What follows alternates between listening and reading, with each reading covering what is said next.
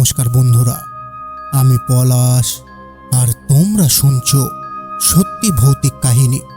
তো যারা যারা আমাদের চ্যানেলটিকে এখনো সাবস্ক্রাইব করোনি, তাড়াতাড়ি করে সাবস্ক্রাইব করে পাশে বেল আইকনটি টিপে দিতে ভুলো না। কারণ আমরা যদি কোনো নতুন গল্প আমাদের চ্যানেলে ছাড়ি, সবার আগে তোমাদের কাছে পৌঁছে যাবে। তো বেশি সময় না নিয়ে আজকে তোমাদের শোনাবো বেলপুকুরের কালী পুজো। তো চলো শুরু করি।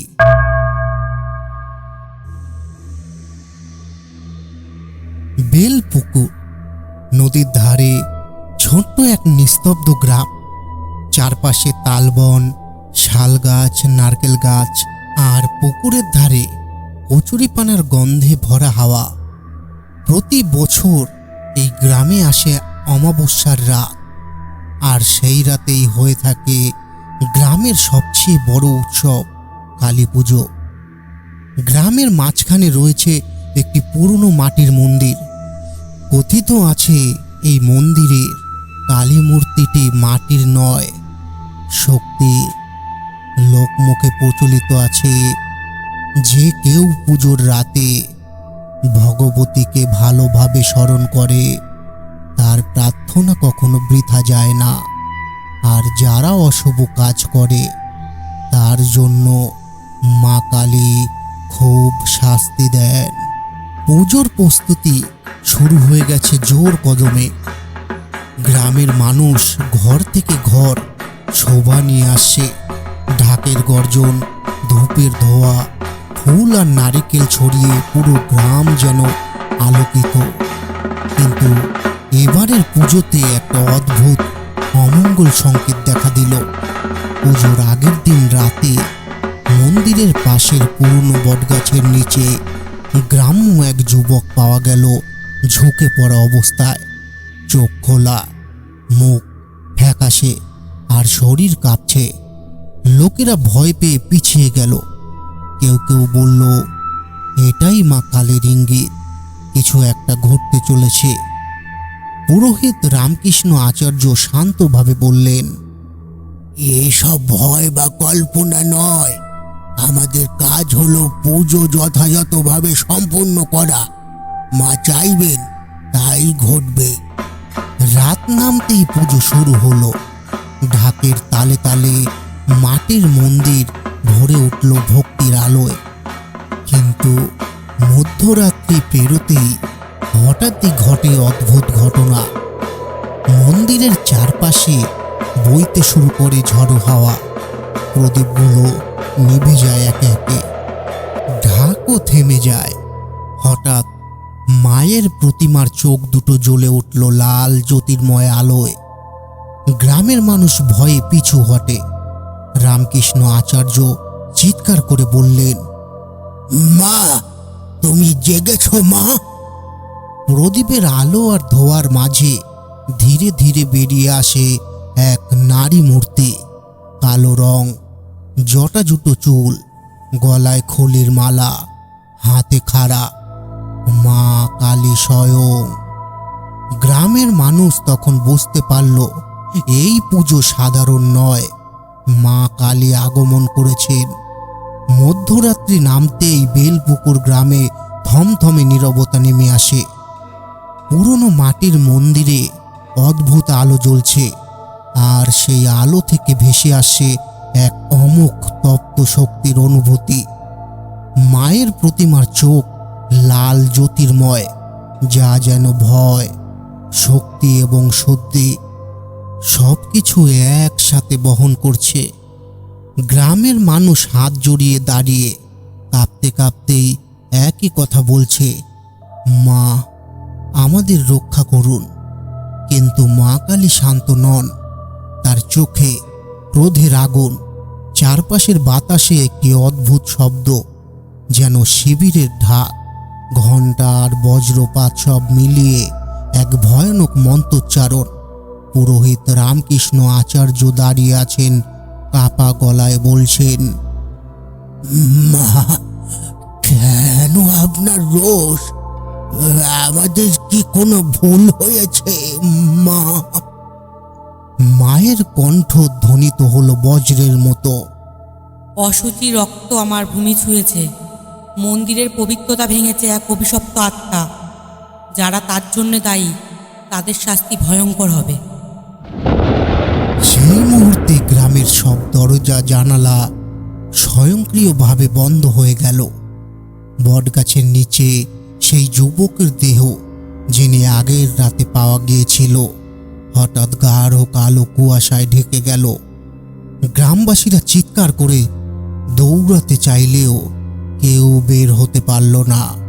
ঠিক তখন গ্রামের এক বৃদ্ধ, হরিনাথ চক্রবর্তী নামক এক প্রবীণ পুরোহিত এগিয়ে এসে বললেন, মা, গত বছর শ্যামা পুজোর রাতে আমরা একটি ভয়ঙ্কর ভুল করেছি।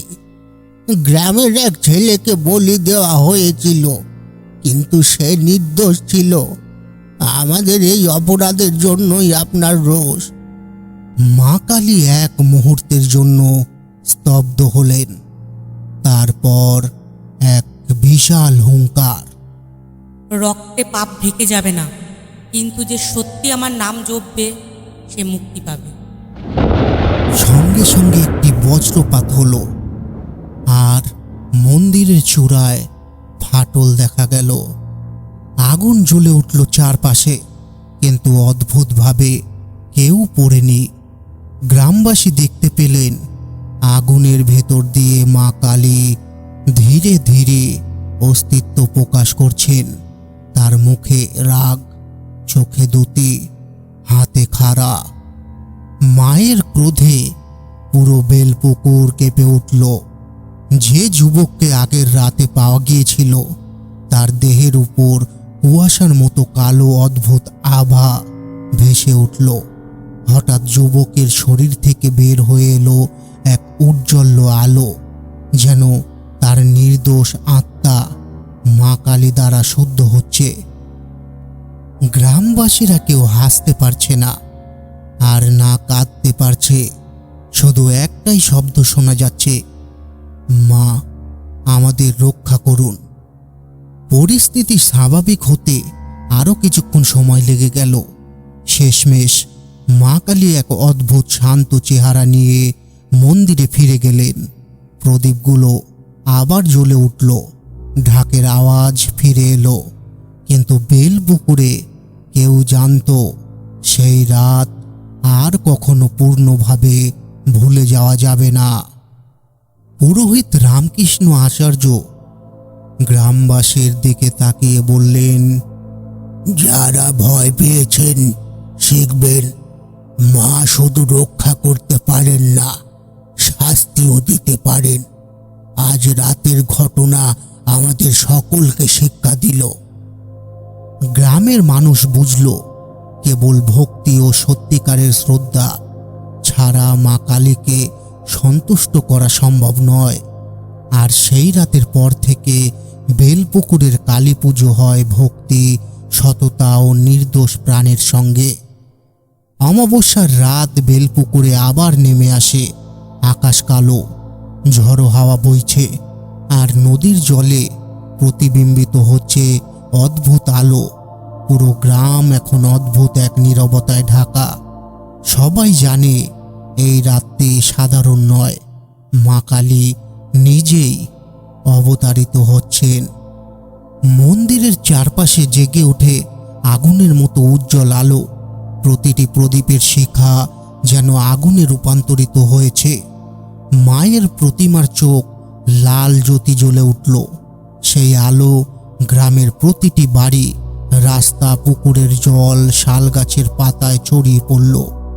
পুরোহিত রামকৃষ্ণ আচার্য দ্রুত মন্ত্রপাঠ শুরু করলেন। গ্রামবাসীরা একে অপরের হাত ধরে দাঁড়িয়ে আছে।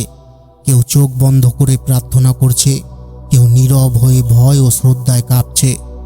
হঠাৎ বটগাছের নিচে আগের রাতে পাওয়া যুবকের দেহ হঠাৎ উজ্জ্বল আলোয় ঘেরা হয়ে ওঠে। লক্ষ্য করা যায় তার দেহের কালো কুয়াশা ধীরে ধীরে বিলীন হতে শুরু করেছে। যুবক কাঁপছে না, তার চোখে শান্তি ফুটে উঠেছে। মা কালী তার মহাশক্তি দিয়ে নির্দোষ আত্মাদের মুক্তি দিচ্ছেন। মায়ের আগমন আরও স্পষ্ট হয়ে ওঠে। তিনি ধীরে ধীরে মন্দিরের বাইরে প্রবাহিত হলেন।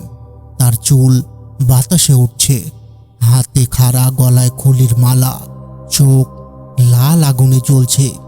প্রতি পদক্ষেপে মাটিতে আলো ফুটছে, আর প্রতিটি ধ্বনিতে গ্রাম ভরা আওয়াজ, মা আমাদের রক্ষা করুন, আরও জোরালো হচ্ছে। গ্রামের পুরনো বৃদ্ধ হরিনাথ চক্রবর্তী কাঁপা কণ্ঠে বললেন, এটাই মা কালী, আমাদের পাপ ধুয়ে ফেলেছেন, আমাদের গ্রামকে আবার নিরাপদ করেছেন। মা কালী এক মহাশক্তি প্রয়োগ করলেন।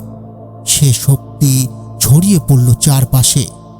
মন্দিরের পুকুরের জল আগুনের মতো জ্বলে উঠল, কিন্তু কেউ পুড়ল না। বাতাসে ভেসে আসলো অদ্ভুত মন্ত্রোচ্চারণ, যা মন্দিরের সব অশুভ আত্মাকে ভয় দেখাচ্ছে। গ্রামের মানুষ অনুভব করল যে সমস্ত অশুভ আত্মা দীর্ঘদিন ধরে গ্রামে ছড়িয়েছিল, তারা একে একে ধীরে ধীরে বিলীন হচ্ছে। মায়ের ক্রোধ, শুদ্ধি এবং দয়া একসাথে প্রকাশ পেল। যুবকের আত্মা শান্তি পেল, পাপময় স্থানগুলো বিশুদ্ধ হলো। গ্রামবাসীর কণ্ঠে এক অদ্ভুত প্রশান্তি, ভয় আর ভক্তি মিশ্রিত অনুভূতি জাগল। মায়ের ক্রোধ ধীরে ধীরে শান্তিতে রূপ নিল। তিনি মন্দিরে ফিরে এলেন। গ্রামের সব প্রদীপ আবার জ্বলে উঠল। ঢাকের আওয়াজও ভেসে এলো নদীর ধারে। বেলপুকুর গ্রামবাসী বুঝল, মা কালী শুধু রক্ষা করেন না, পাপ শোধ করেন এবং নির্দোষ প্রাণকে মুক্তি দেয়। গ্রামের মানুষ প্রতিশ্রুতি নিল, আমরা কখনো আমাদের বিশ্বাস হারাবো না, আমাদের পাপকে ছড়াতে দেব না এবং প্রতিবার পুজোয় মা কালীর সঠিকভাবে স্মরণ করব। বেলপুকুরে সেই রাত থেকে কালী পুজো শুধু উৎসব নয়, বরং এক শুদ্ধি ও মহাশক্তির প্রতীক হয়ে উঠল। বেলপুকুরে অমাবস্যার রাত আবার নেমে আসে। নদীর জলে রিফ্লেকশনে ঝলমল করছে চাঁদের আলো, কিন্তু আকাশ পুরোপুরি অন্ধকার। গ্রামের মানুষ জানে, আজ রাতটি সাধারণ রাত নয়, আজ মা কালী আবার নিজ হাতে গ্রামকে শুদ্ধি দেবেন। তো কেমন লাগলো বন্ধুরা গল্পটি? গল্পটি যদি ভালো লেগে থাকে তাহলে আমাদের চ্যানেল সত্যি ভৌতিক কাহিনীকে সাবস্ক্রাইব করে পাশে বেল আইকনটি প্রেস করে দিতে ভুলবে না। তো শীঘ্রই আরেকটি গল্প নিয়ে তোমাদের সামনে উপস্থিত হব। ততক্ষণের জন্য তোমরা সবাই ভালো থাকবে।